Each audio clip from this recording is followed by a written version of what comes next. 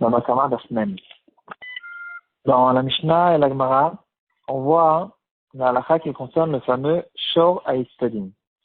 C'est donc le taureau qui sert de toutes sortes de batailles publiques qu'il faisait à l'époque, peut-être même jusqu'aujourd'hui dans certains endroits.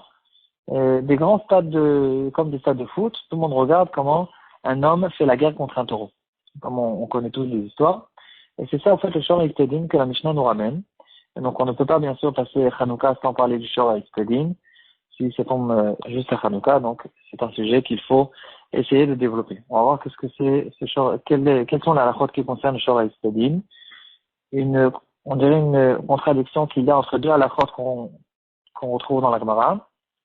Et donc, on va essayer de vérifier il y a là-dessus une marquette entre le Rambam et le Ravad, et avec une explication que donne le Rav de Brisk, Chidouché Maran Riz Alevi sur le Rambam, qui va nous donner une explication.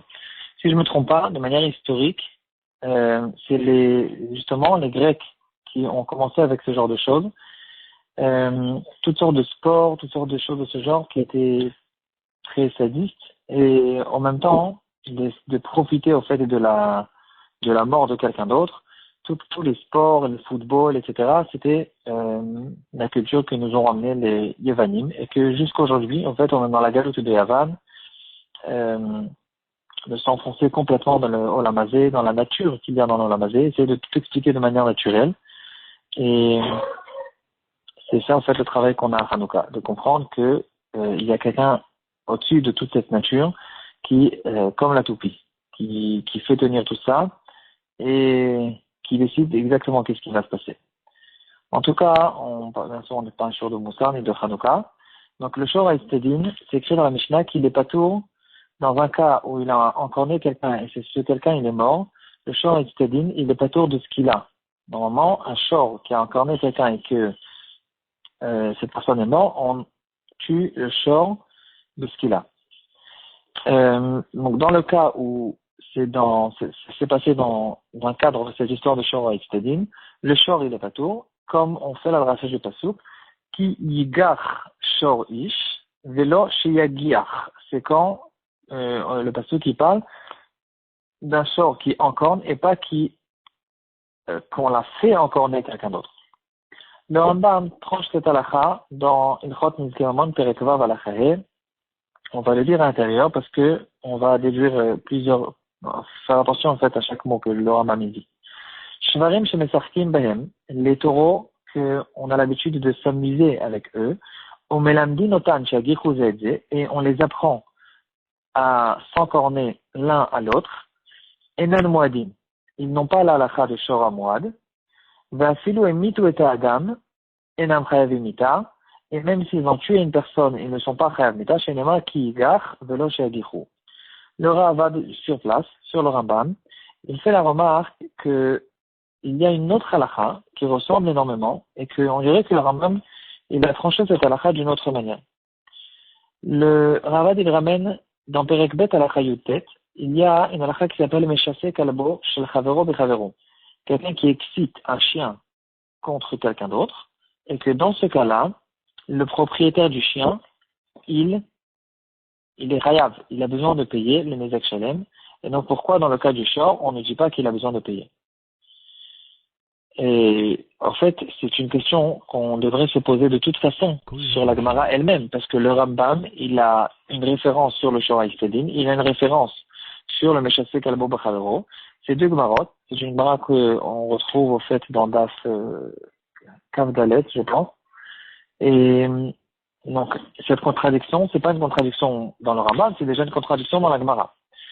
Et en fait, on peut retrouver que Tosfot lui-même pose cette question. Oui, exactement. Ça se trouve dans Kav Dalet Amud Bet. Le dernier Tosfot, en bas de la page, un tout petit Tosfot d'une ligne, même pas. Et il dit à Meshaseh Kalbo Bachavero, Lodame le Shor Ha'Itztadim, il relève cette comparaison et il dit que ça ne ressemble pas à ce taureau des théâtres. Pourquoi? Et donc déjà Tosfot il fait une différence. Il dit que là-bas, il y a quelqu'un qui fait la guerre contre ce taureau. Et donc, c'est une raison de dire que dans le cas du taureau, le taureau il n'est pas chayav, parce qu'en fait le taureau lui-même il est attaqué par quelqu'un, et donc à cause de ça il a une tendance de répondre, en fait c'est plutôt une défense, et donc on rend pas tour le propriétaire du taureau. Machéenken dans le cas de celui qui excite son chien, ici c'est vraiment quelqu'un qui est fautif, il est en train d'exciter son chien contre quelqu'un d'autre.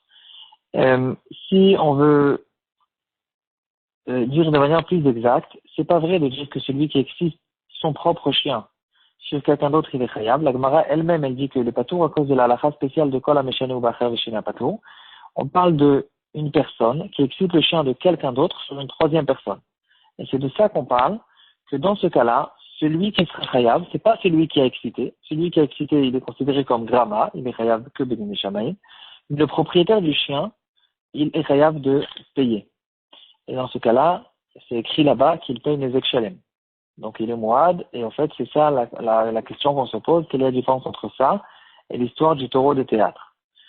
Et la Gemara elle ramène une svara, pourquoi il est khayab? Parce que toi tu aurais dû garder ton chien, tu sais que ton chien, il se fait exciter, il a la possibilité de se faire exciter par les personnes, et donc pourquoi tu l'as pas gardé?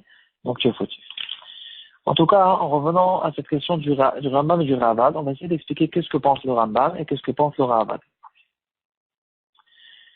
Le Rambam, si on fait attention aux détails, le Rambam il nous dit un chidouche qui n'a pas été écrit dans la Mishnah. La Mishnah, il parle que de ce taureau des théâtres qui a tué une personne et que ce taureau, on n'a pas besoin de le tuer lui-même. Il n'a pas le chiyuv mita.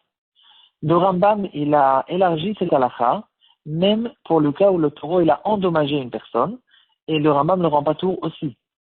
Et là, la question qui se pose, pourtant, le passouk, il a été dit, le ki gar velo shiagiru, cette dracha spéciale, elle a été dite que dans le cas du taureau qui a encorné une personne et qui l'a tué. Comment, d'où le Rambam, il a trouvé, le Rambam, de tout le temps, ça n'existe pas que le Rambam, il invente des halakhot, sur chaque chose, il a des références.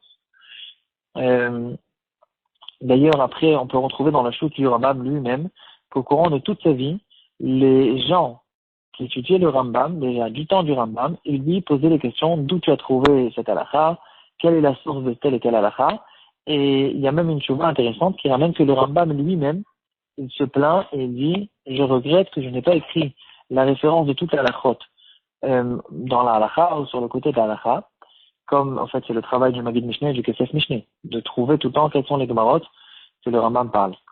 Et en fait le Rambam lui-même, il se plaint que des fois il cherche la source de cette halakha, il sait qu'il ne l'a pas inventée, et lui-même il ne la trouve pas. Plus tard il trouve que c'est un Yerushalmi, et alors que le Bavli peut-être il le pense différemment, et pourquoi il a tranché la halakha comme le Bavli alors qu'en général on tranche la halakha comme pourquoi il a tranché la halakha comme le Yerushalmi alors qu'en général la halakha est comme le Bavli?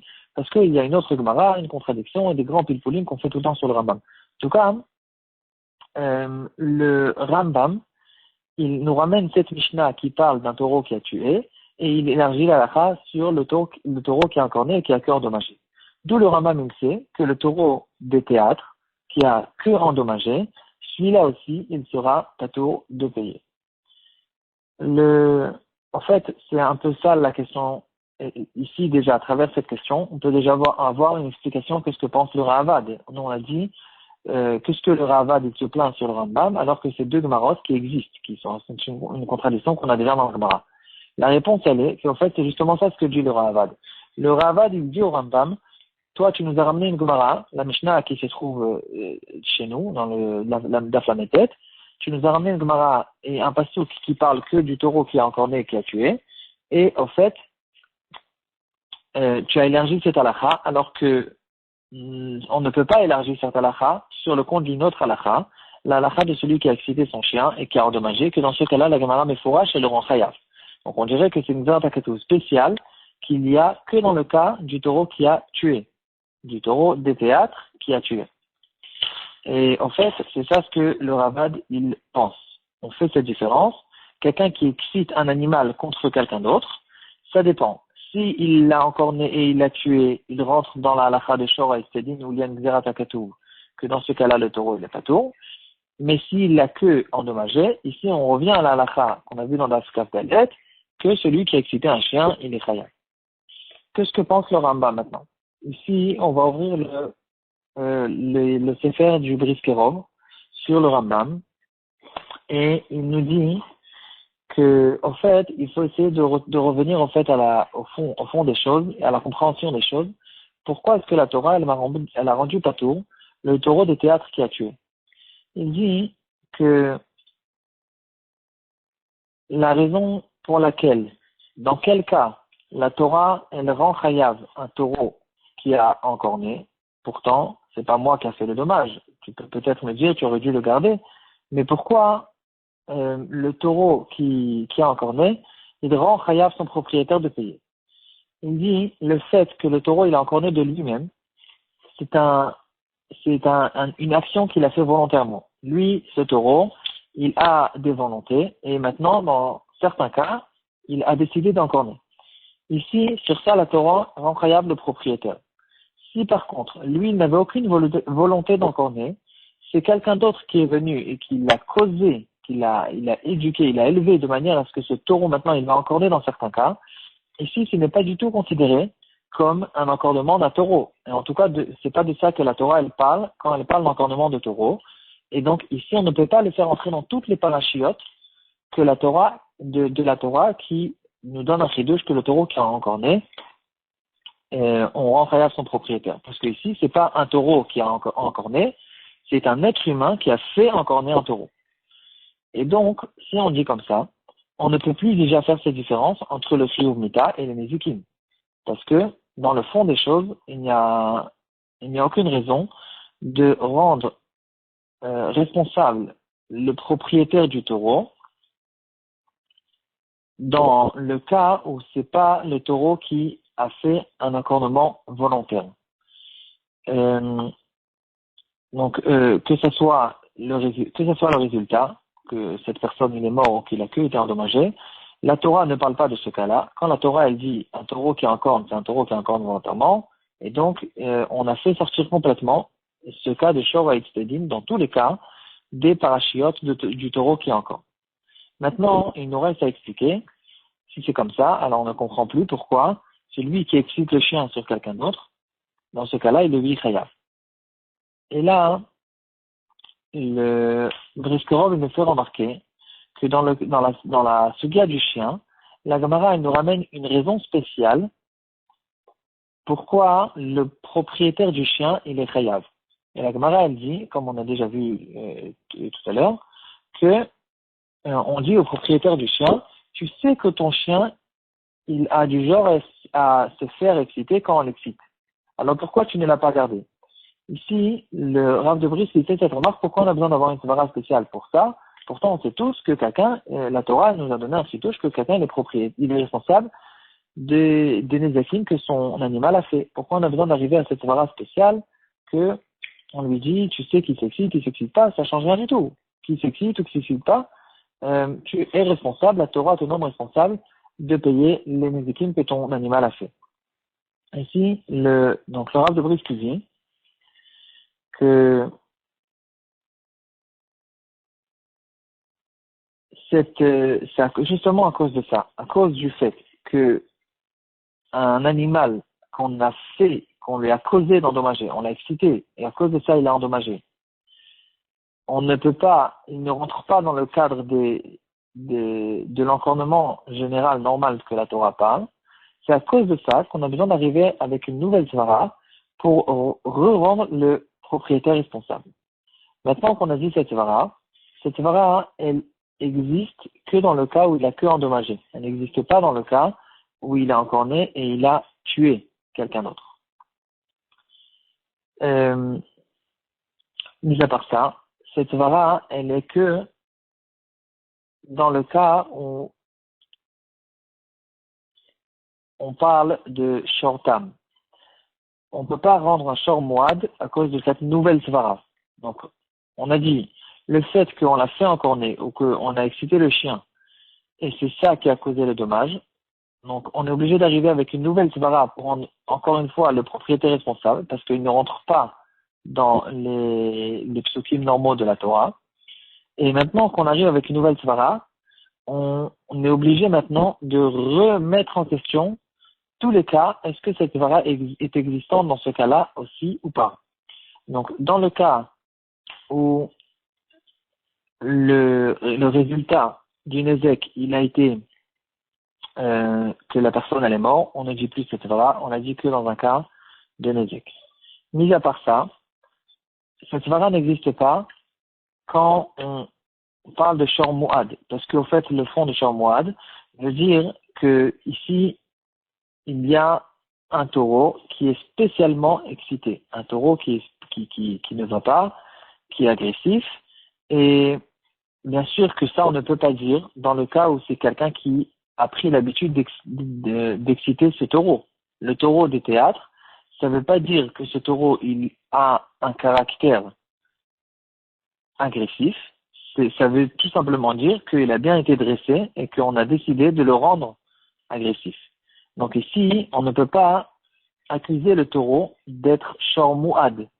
C'est que le shor tam que ici, on peut le rendre hayav, même dans le cas où on l'a excité, parce que dans le shor tam, en fait, on est en train de dire au propriétaire, tu aurais dû le garder, tu ne l'as pas gardé. Donc maintenant, en revenant à cette halakha spéciale du Rambam, on peut comprendre qu'en fait, il n'y a aucune différence entre le cas du taureau des théâtres et le cas de celui qui a excité le chien. Dans ces deux choses-là, premièrement, on n'a pas l'indication, dans le cas où il est mort, on ne peut pas le rendre hayav. Et deuxièmement, il n'y a pas ici une histoire de shor muad. Le shor muad n'est pas existant dans la sphara spéciale de l'animal qui a été excité. Et donc, on revient à cette halakha, dans les deux cas, que ce soit dans le taureau ou que ce soit dans le chien, si il va tout le temps payer khatinezek comme le shortam, même au bout de beaucoup de fois, parce qu'en fait, c'est un chidouche spécial. C'est un chidouche spécial. Le taureau qu'on a fait en cornet, il a un miout spécial que il sera pas tour dans le cas où il a tué. Et mis à part ça, puisque on rend le propriétaire responsable qu'à cause d'une svara spéciale qui n'est pas existante dans tous les cas, alors on dit que que cette svara elle est existante que dans le cas de shor tam.